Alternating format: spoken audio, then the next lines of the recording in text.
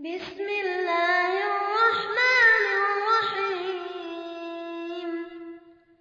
قل أعوذ برب الفلق من شر ما خلق ومن شر غاسق إذا وقب ومن